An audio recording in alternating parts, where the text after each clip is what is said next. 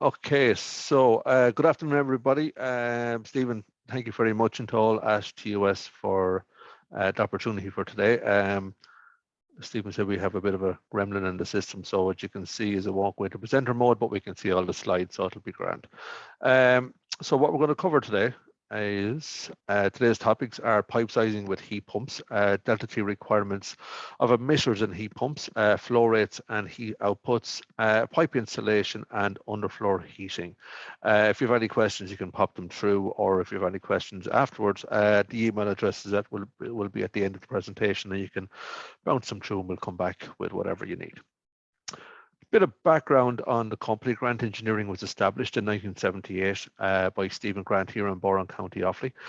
Grant UK were established in 1996 and in Wilshire in Devizes, and then in 2018 we had Grant France established down in Chambéry in southeastern France.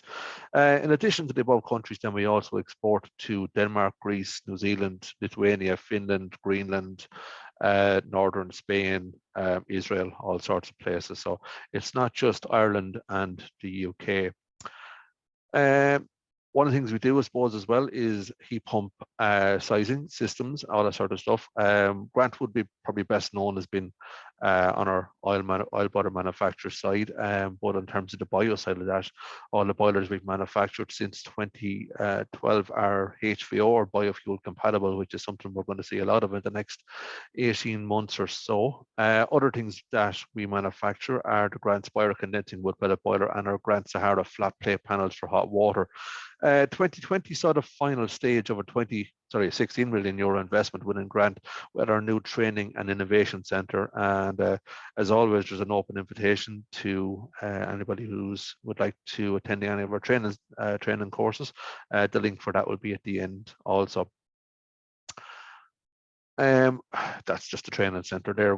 It's not just plumbers we train. We'll have 15, 16, 1700 guys through Birr this year alone, and many of those will be plumbers, but we also get many from the merchant trade, energy assessors, architects, engineers, lecturers, and many of the different types of professionals within the heating industry. So we have many courses there to suit. We've been supplying heat pumps since 2010 in the UK and 2016 in Ireland, but that's kind of enough about us, so we'll get onto what we're here to talk about today. Delta T requirements of heat pumps. One of the biggest fundamental differences designers and installers must grasp is that a heat pump system requirements are completely different to that of a boiler, whether it be oil, gas, or wood pellet. The sooner that's grasped, the better, because the temperatures which it generates for efficiency, ideally, the lesser the better. In order for an air source heat pump or a ground source heat pump or any type of a heat pump to be correctly sized and that the system is correctly designed, it's essential that an accurate heat loss calculation is carried out for each room in the building. Then any aluminium, steel or fan assisted radiators are sized to provide the required heat output at the lower water temperatures. Lower water temperatures is one of the key things you must understand with a heat pump. A boiler is quite a blunt heat source in that 55, 65, 70 degrees, whatever you need, it's going to achieve that generally quite easily. A heat pump, ideally, the lower the temperature it runs at, the more efficient it's going to be. So when the plans would land in, the calculation will be done by the supplier. It's always going to be a room by room heat loss calculation, as we'll see later on. Once the heat load for the room is determined, then the radiator, whether, as we said, it's aluminium or steel or a fan radiator, then that is sized, but taking into consideration the lower water temperature.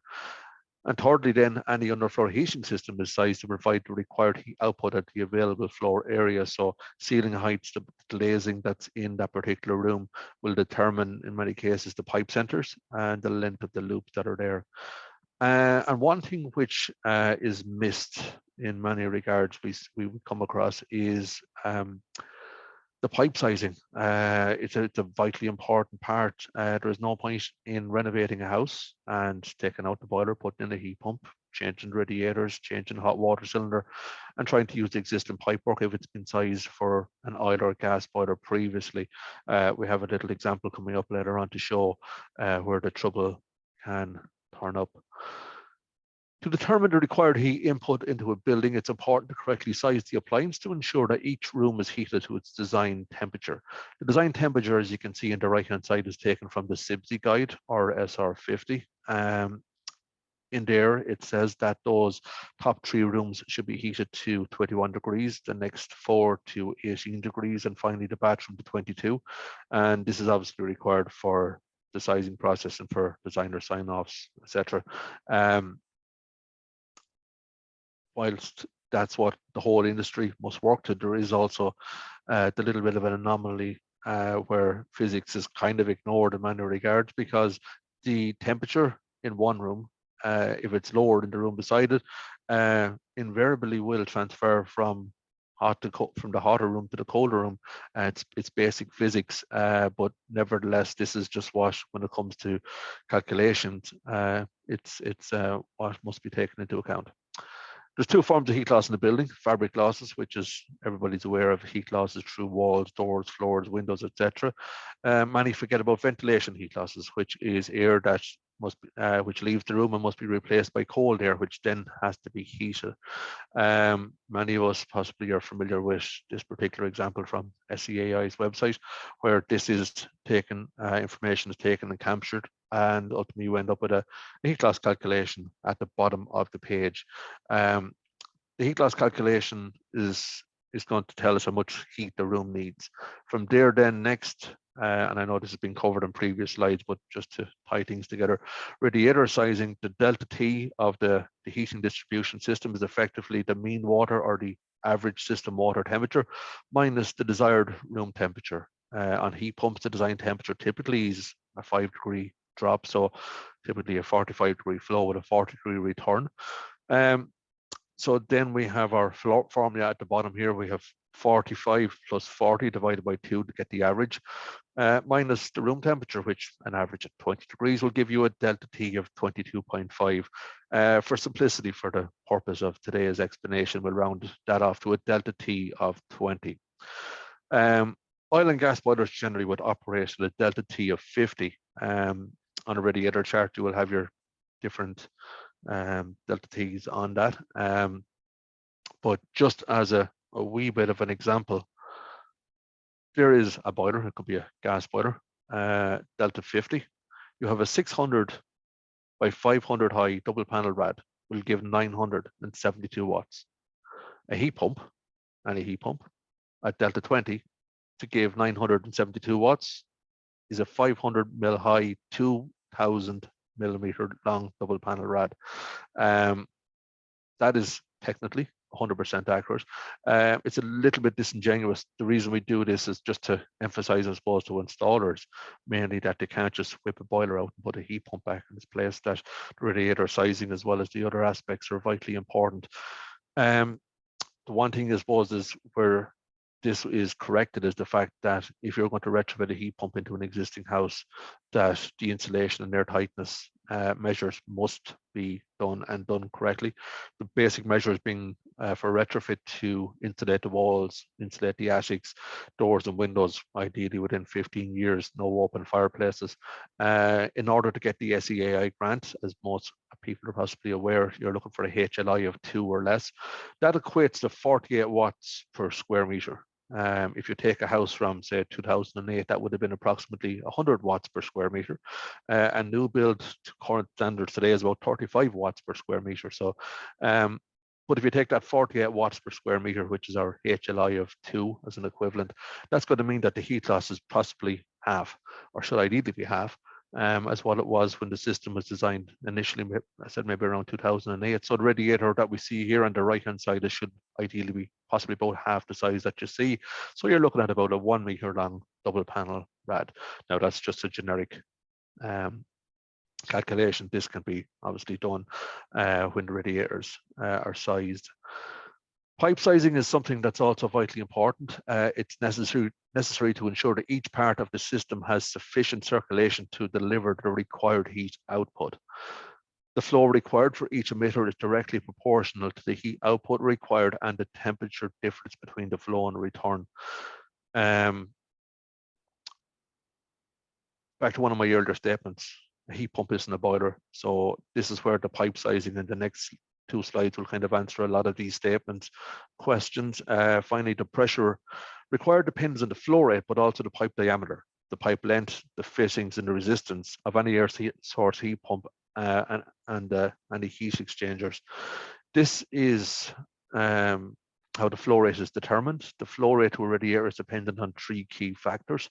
H is the heat output of the radiator in watts. The delta T is the temperature difference between the flow and return. And then SH is the specific heat capacity of water, which is 4,200 joules per kg Kelvin. And that's your formula at the bottom. There's no point in doing long-handed calculations. So I've just done a little bit of a worked example here, I suppose, from a practical point of view. An oil or gas boiler, or a wood pellet boiler for that matter, on an average 3-bedroom house would have 22 mil or 3/4 inch pipe connections generally. That pipe can carry at delta 50, 23,000 watts. So you can see our image on screen there where the blue butterfly valve, 3/4 inch or 22 mil pipe, that's the amount of heat that boiler would be able to get through that pipework at delta 50. But we don't have delta 50. If a heat pump was connected to that pipework, it could only carry through 9,600 watts. So therefore, that pipe, if the heat requirement was 23,000 watts, would not be big enough. So this is back to one of my earlier statements that if you take out a boiler and change it for a heat pump and change the radiators in the cylinder, the pipework is something that's vitally important. And it's something that is overlooked in many regards. If a heat pump pipework had to carry 23,000 watts, a 35 mil or inch and a quarter pipe would be required. Now that's with a velocity of 0.9 meters a second on the pump. If you go any higher than that, the system gets noisy. So you can't just compensate by just putting the circulating pump to a higher speed. The domestic heating guide is an excellent resource on this topic, so you can get all the calculations and the methods for pipe sizing on that. We're certainly not going to be able to cover that in a 20 or 25-minute presentation. So pipe insulation is just something else that I've been asked to have a little talk about. A heat pump is to work hard to generate the amount of heat that it needs. So therefore, the pipework must be well insulated, especially externally, to ensure that that hard to generate heat isn't just lost to the atmosphere. Kind of what I said there, you have different types of insulation. You can see the one on the right-hand side, just there's many different trade names. It's a district heat pipe.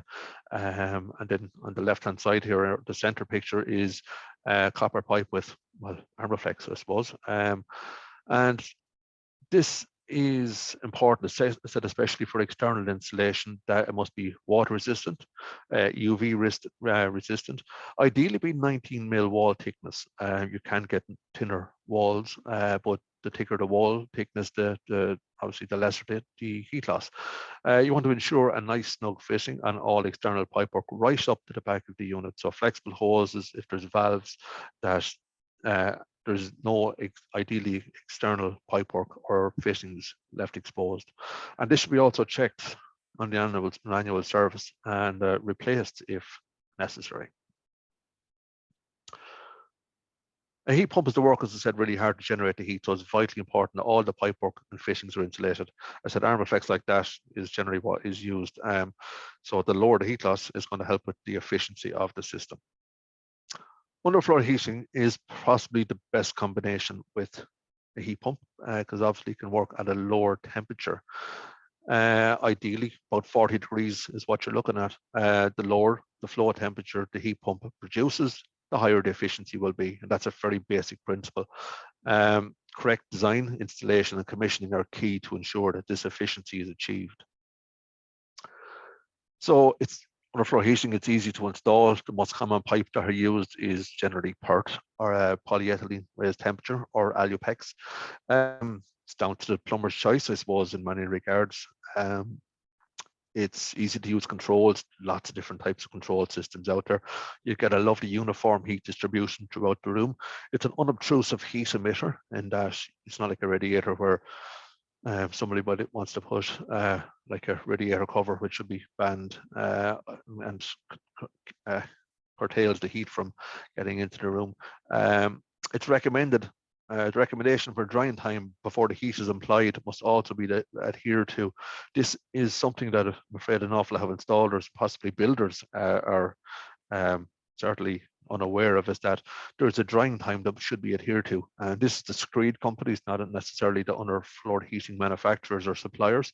But a rule of thumb, for example, a sand cement screed would normally have 30 days of drying time with no heat applied, which can raise some eyebrows, but this is the recommendation from the screed companies.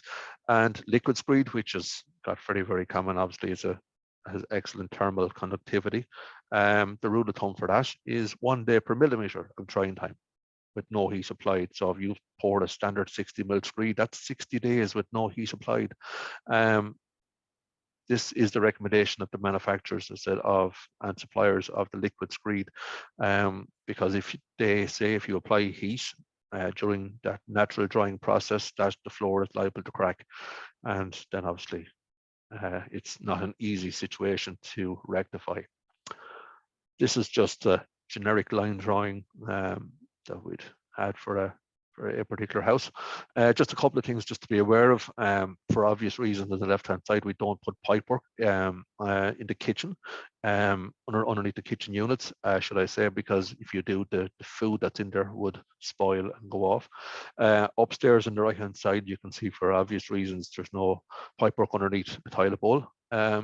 And something that a lot of installers aren't aware of is that you should not have underfloor heating underneath the shower or the wet room shower area. And the reason for that is the seal on the trap of the shower would probably evaporate and you'll have a foul smell possibly coming back up through there. So these are just all the little things that a lot of guys just possibly aren't aware of. Flow rates is something that's very important also. If the flow rate, as you can see in our example here on the left hand side in the hall area in here, manifold 1 loop 6, 47 meters. Beside it we have the kitchen, manifold 1 loop 7, 103 meters. Setting the correct flow rate is vitally important, because if the flow rate is too high, it's just lashing through the pipework, the heat transfer is not correct.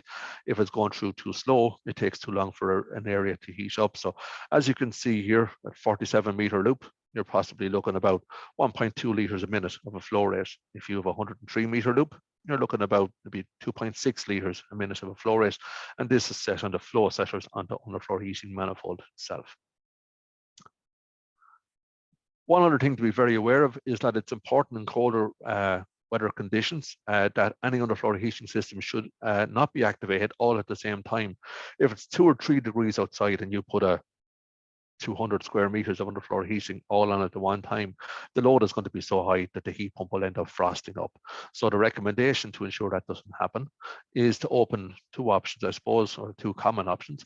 One would be to open 1 loop at a time until the desired temperature has been achieved and then move on to the next loop. Or secondly, then would be just to begin with a lower flow temperature and gradually rise the system temperature until everything is to desired temperature. If failure to do so could end up, as I said, with the heat pump frosting up, and it would be frost, defrost, frost, defrost, and it's an inefficient and ineffective method of getting to where we need to go to. That sort of brings us to the end of our presentation there. So thank you everybody for your attendance today. If you have any questions, you can contact us. The details on screen. If it's a heat pump query, heatpump@grandengineering.ie, and if it's training, into training@grandengineering.ie. So if it's today, next week, or next month, or whenever it is, you just bounce an email or give us a buzz, and we'd be delighted to talk to you. Stephen, I think there's some questions here. I'll just pop in. See if I can see it. No, I think there's no questions so far. It's perfect. Just wondering if we have a bit of time now. Does anyone have any questions that they'd like to ask Keith about pipe sizing or anything he's discussed in today's webinar? You can use the chat function, or if you wish, you can speak on the. No. Designing, there's one there from Martin. Designing a system, are there courses? System design, I suppose, and system hydronics, there is, I suppose actually there is obviously college courses, I suppose. But in terms of online applications, I suppose you could have the likes of HeatGeek in the UK do very good courses. Their content obviously is probably geared a little bit towards the UK regulations, but the fundamentals are the same. System hydronic courses probably will get more common as this thing comes along, as the heating systems evolve. But at the moment, there's none that I can think of. If anybody can think of one, you can pop it into the chat box there, but there's none I'm aware of. Do grant offer the CPD on SR50 calcs? Sort of big meat to the punch on that. Yes, not now, but in the next couple of weeks there will be. So if you keep an eye on our websites and our social media, there will be. What is the optimum flow return temperature to rads for a heat pump? The lower the better, to give you a straight answer, Mark. Like ideally, in terms of if you're chasing efficiency, the lower the flow temperature you can select, the better. The only problem is the lower flow temperature you select, the bigger the radiators be. For a heat or for aluminium rods, typically the flow temperature would be 45 degrees for aluminium rods. Steel rods would possibly be maybe 50 degrees or so. But you could size a steel radiator at a 45 degree or maybe a 40 degree flow temperature, but the radiator would get very, very large. So I've seen 3-bedroom semi-Ds with a 1400 double panel rad in the box room. There wouldn't be room for the child's bed in the room, but the radiator would be very large. But the lower the flow temperature, Mark, to give you a straight answer, the more efficient the system would be. Anybody else, or have we all covered? There's another question in from Kieran Rogan. He asks, you mentioned Grant Engineering's investment on HVO. Do Grant offer courses on boiler conversions to accept HVO? Yes, we do a one-day burner course, which there is a part of it and that. So if anybody there, actually, sorry, someone else, Kieran and Dee Doherty, if you pop onto our website, you'll have a look. You can see all of our courses are there. They're all free, actually, apart from that burner course is just €50, which is for the amount of content, actually, very, very little. But www.grantengineering.eu, and you can see what's there.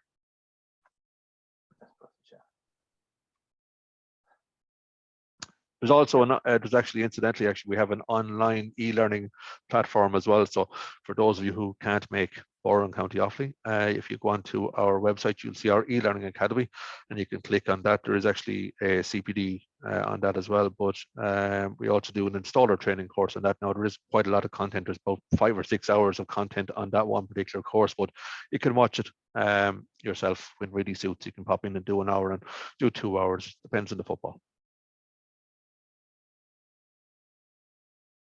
And just put the link in the chat there for people. So if they want any more information, you can find a training site on there for Grant Engineering. Brilliant. So I'd like to thank everyone for coming today. I'd like to thank Keith for his excellent time, and thanks very much, Keith, for very interesting presentation as always. Thank you very much, Stephen. I hope everyone, if you could join us next week for we have 2 more wonderful webinars from the ecological building.